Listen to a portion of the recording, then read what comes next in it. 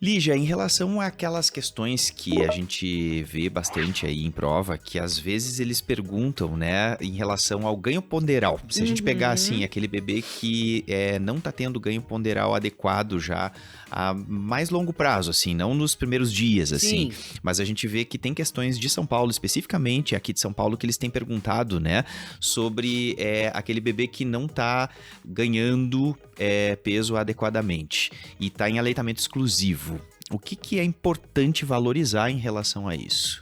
Bom, a gente tem, né, o ganho ponderal que você precisa saber, né? Nos primeiros meses de vida, a criança vai ganhar em torno aí de 20 a 25 gramas por dia, né? Então, você tem que fazer essa conta na hora de resolver as questões da prova. E se você tem essa mãe, e geralmente quando tem alguma alteração, por exemplo, a mãe fez uma redução mamária, apareceu isso na prova, você já sabe que provavelmente ela vai ter um problema para amamentação. Ou a criança tem uma anquiloglossia. Então vai ter algum indício de que existe uma dificuldade para extrair o leite materno. Se você tem um cálculo de peso, onde a criança está perdendo peso, não está ganhando adequadamente, e existe algum outro fator de complicação, na maioria das vezes se esse foi seu primeiro encontro e a criança não está em risco nutricional, orientar as técnicas de mamada e retornar e fazer um retorno precoce, né? Seria essa a alternativa correta. Agora, se esse já é o retorno, essa criança realmente não está conseguindo ganhar o peso com leite materno, se tiver nas alternativas, opção banco de leite seria uma boa opção para esse bebê. Ou então a complementação, né? Acho que isso seria... Mas a gente tem que lembrar dessa questão do ganho de peso justamente para você poder colocar a complementação adequada, tá? Então, se a criança não estiver ganhando peso adequadamente, você pode sugerir o banco de leite, mas também você pode sugerir a complementação. E aí, quando a gente fala de complementação, pessoal, a primeira opção de complementação é sempre fórmula infantil, fórmula de partida, cuja base é a proteína do leite de vaca, tá? Não é fórmula de soja, não é fórmula de arroz, não é extensamente hidrolisada, nem aminoácido. É fórmula de partida, né? Então, isso pode aparecer para você utilizar, quando que você vai utilizar o complemento. E o complemento não é nenhum veneno, tá, pessoal? Que fique claro isso. Ele é uma muleta aí para ajudar essa criança a conseguir ganhar peso e depois tira o complemento. Não, e não significa que vai acontecer o desmame, né? Também, Exatamente. às vezes existe essa coisa, não, mas se entrar com um pouquinho de complemento, a criança vai desmamar. Não vai desmamar. Não vai né? desmamar. Existem técnicas para você oferecer, e isso é questão de prova, para a criança não ter a chamada confusão de bico, né? Para não acabar desmamando. Então, assim como é orientado pelo Ministério da Saúde e Sociedade Brasileira de Pediatria, evitar bicos artificiais, evitar chupeta, evitar mamadeira, evitar até o bico de silicone, às vezes a gente prefere evitar porque aquilo é um bico artificial.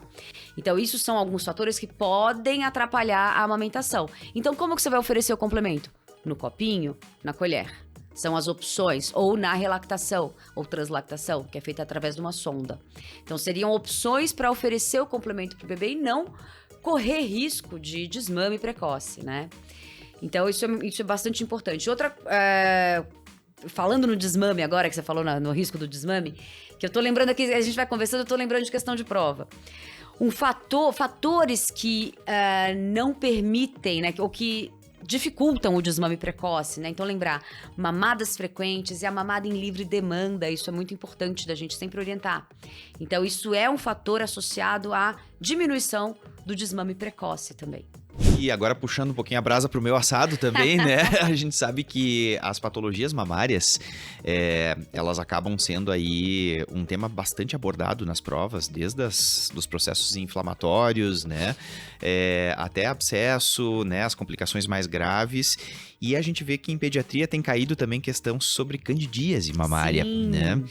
Então, acho que é importante a gente falar um pouquinho sobre isso, Sim. né?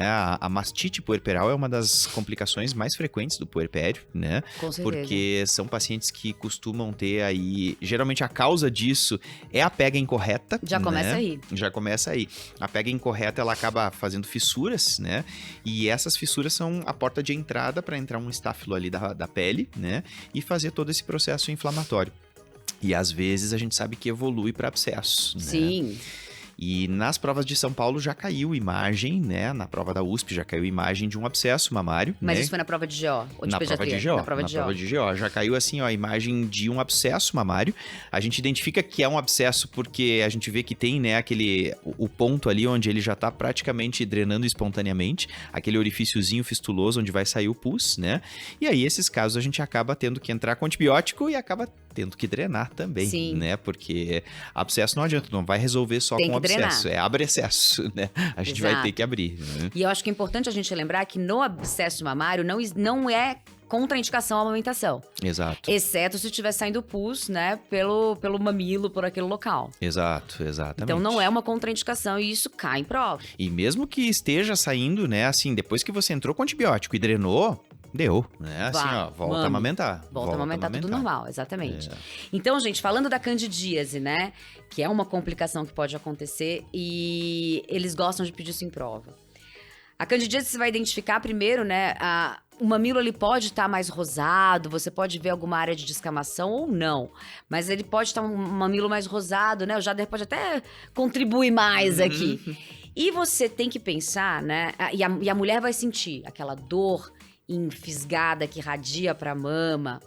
É uma dor bem característica, essa dor irradiada pra mama, né?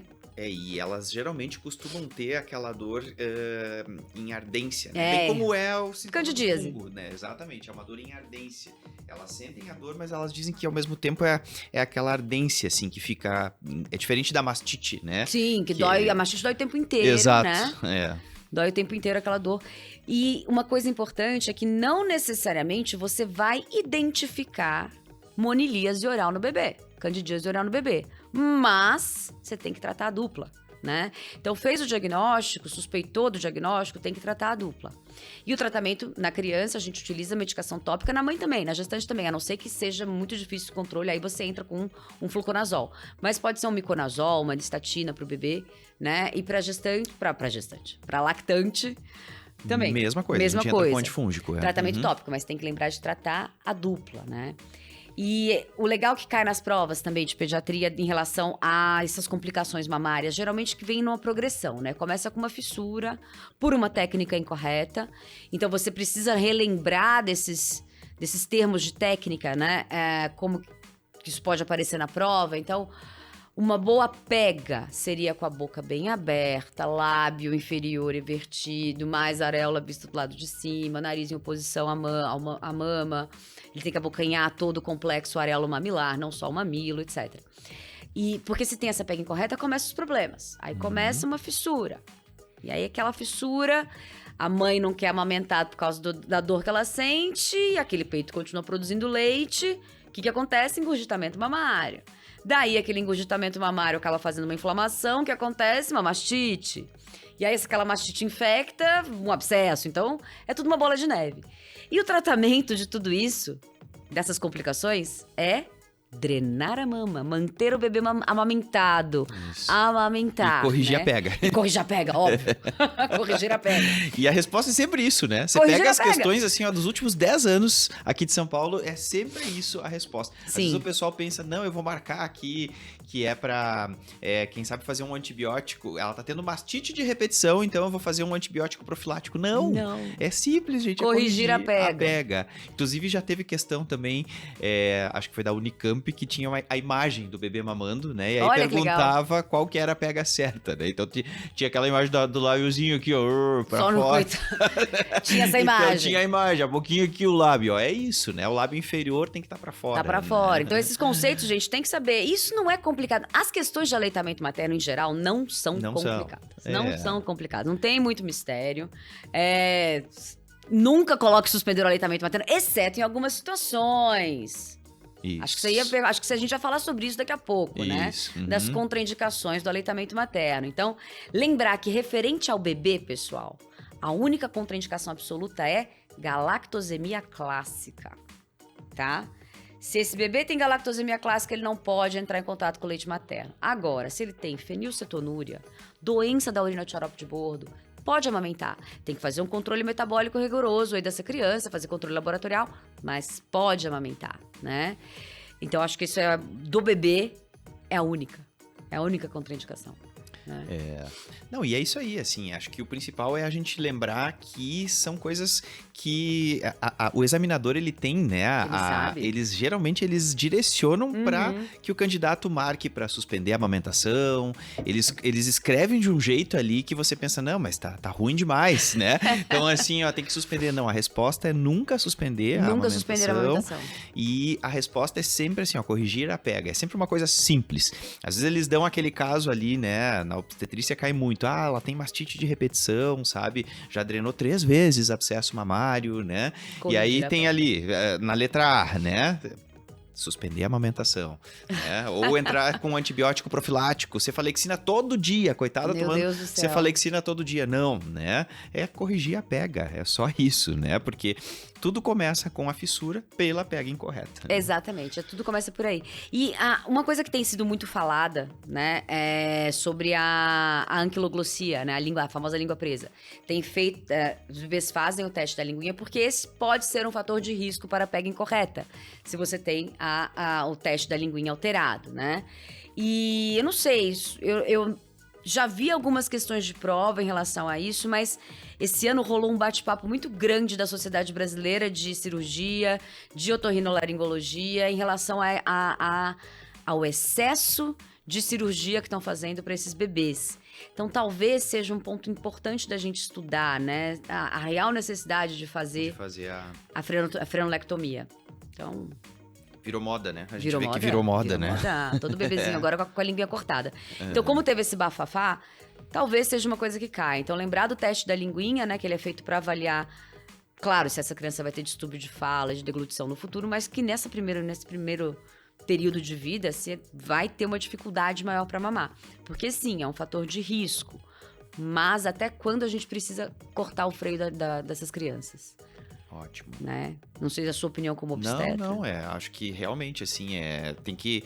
Eu acho que tudo aquilo que às vezes é moda vira um boom, assim, e aí depois a tendência é cair, né? Então, assim, se a gente vê que, claro, tá tendo um pouco de dificuldade, sabe? Mas às vezes a gente vai ali, a gente corrige a pega, a gente orienta, a gente explica. Às vezes tem muito fator de ansiedade junto, né? Não tem por que a gente ficar mexendo na língua, né? Pois é, tadinho não do tem bebê. porquê. Exatamente. Então, as questões de aleitamento, elas costumam cair dessa forma, ou então em relação àquelas complicações do aleitamento materno, né? Que a gente vai falar um pouco mais pra frente.